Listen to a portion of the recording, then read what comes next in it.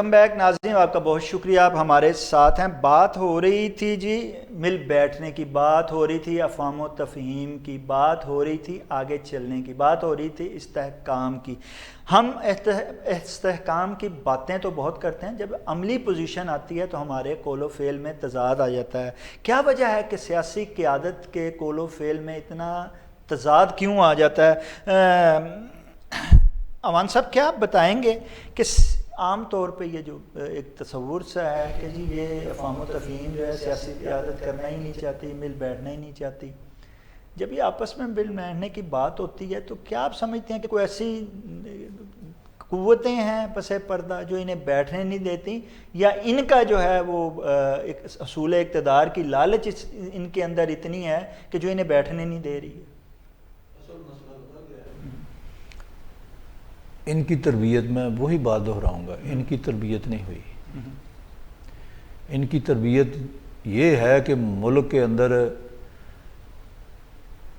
حکومت، یعنی فریقین کی میں بات کر رہا ہوں، کہ ایک فریق چاہتا ہے کہ میری ہی حکومت ہو، دوسرا چاہتا ہے میری حکومت ہو، اور ان کے ذہنوں میں ابھی تک وہ عوامی خدمت کا جو تصور ہوتا ہے نا وہ نہیں آیا۔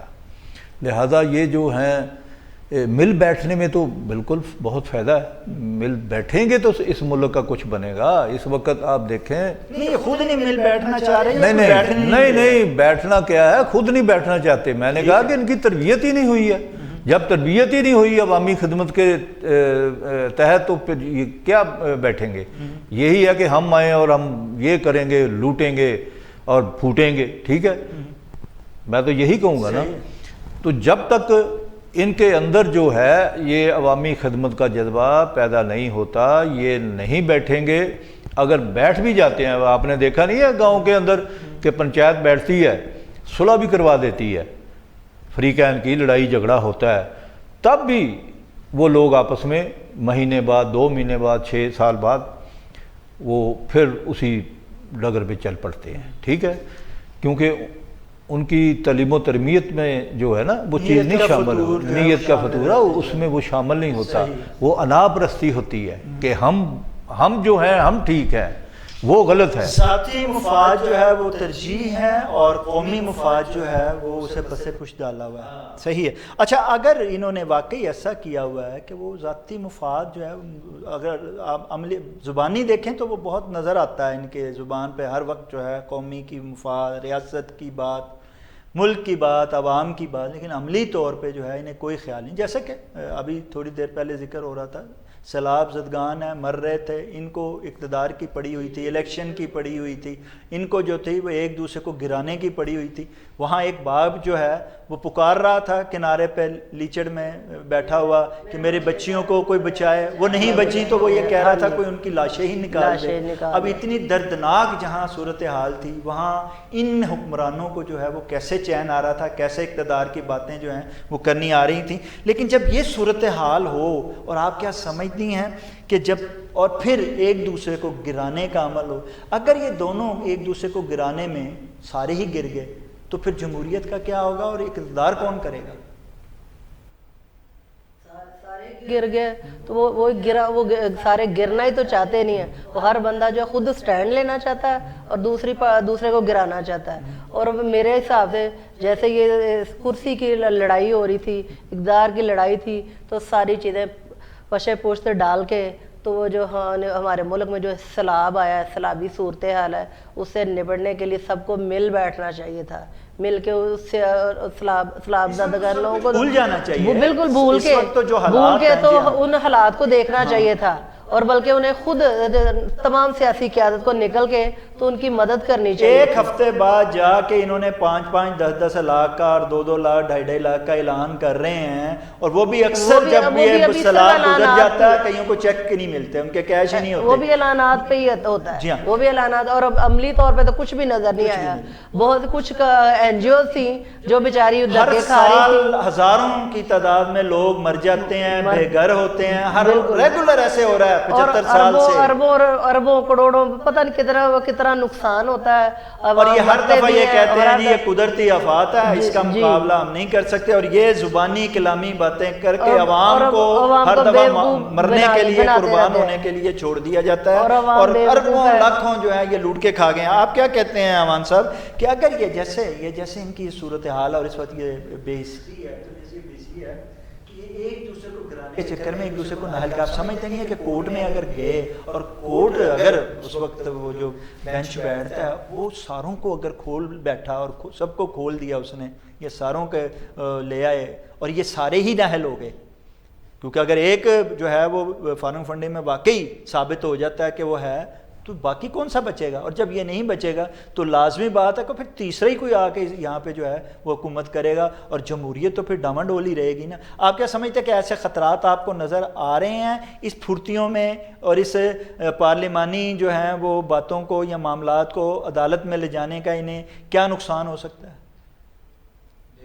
नाहल तो हो सकते हैं, ठीक है, उनके भी केस जब सामने आएंगे तो पता चलेगा। अगर नाहल होना है इन्होंने, देखिए नाहल ये बचेगा तो नहीं, इमरान खान को, पीटीआई को सबसे ज़्यादा खतरा हो सकता है, ठीक है। वो क्यों जी? वो उनके पीछे कोई नहीं है। अच्छा, जो सेकंड क़यादत होती है वो नहीं है वहाँ। यहाँ तो आवाम सब क़यादत का नहीं, सरपरस्ती का हाथ की बात है। नहीं यहाँ पीछे हो अगर, तो देखें कल तक जो था वो तादियों के पीछे जो था वो हाथ नहीं था, वो मजबूत हाथ नहीं था।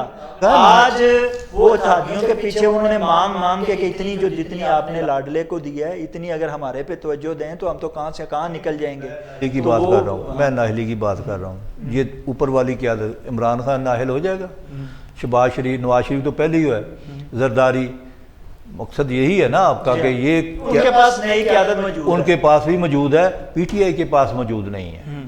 खतरा इन्हें है कि इमरान खान को नाहल करा। हाँ, उसमें भी नाहली की सूरत ये होगी कि वो वज़ीर आज़म नहीं बन सकेगा। उसकी पार्टी अगर पूरी कर भी दी जाए, पूरी पार्टी बैन कर दी जाए तो उससे भी कोई फ़र्क नहीं पड़ता, इसलिए कि वो एएनपी को किया था ना, एएनपी को किया था, फिर वो नेशनल अवामी पार्टी और फिर अवामी नेशनल पार्टी, ये होगा। पार्टी लोग मौजूद हैं, उसका नाम भी तब्दील हो सकता है। लेकिन नबीला साहब के आम तौर पे जैसे नज़र आता है कि इस वक्त तो 80 से 90% अवाम जो है वो तो तहरीक इंसाफ की आवाज़ बनी हुई है, तो क्या अवाम जो है वो अपने महबूब की आदत को जो है वो क्या नाहल होने देंगे? आप क्या समझती हैं?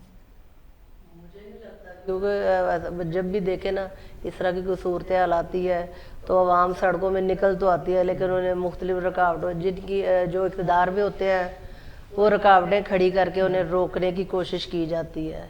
और हम लोग तो दुआ गो हैं कि अल्लाह खैर ही करे हमारे मुल्क। अच्छा, अल्लाह खैर की बात हो रही थी कि बाकी आप समझते नहीं अगर सूरत हाल इसी तरह इंतशार बढ़ता गया, और बाकी अब तो लाजिम बात अगर नाहल होता है तो ज़्यादा इंतशार की सूरत बनेगी, क्या बनती है, तो आप समझते नहीं कि जमहूरियत ख़तरे में होगी?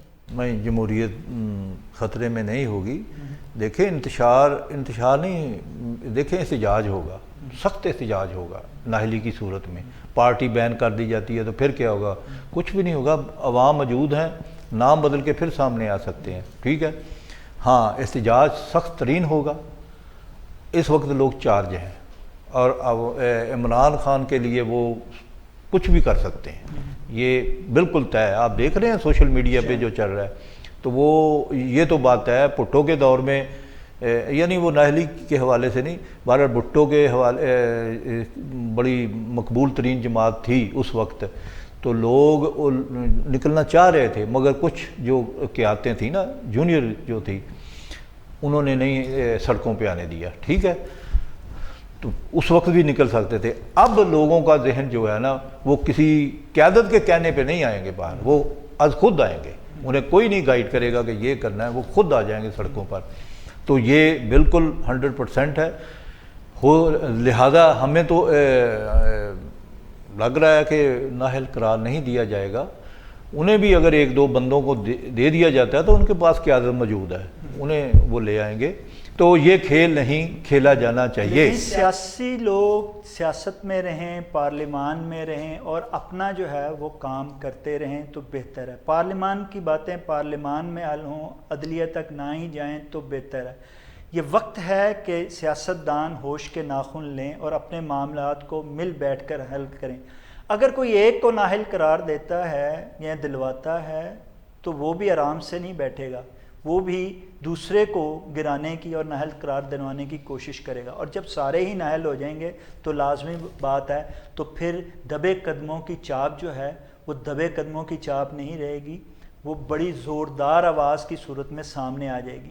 اس سے نہ صرف جمہوریت کو خطرہ ہے بلکہ اس ملک کے جو ہے اس کو بھی خطرہ ہے اور قیادت کو بھی خطرہ ہے۔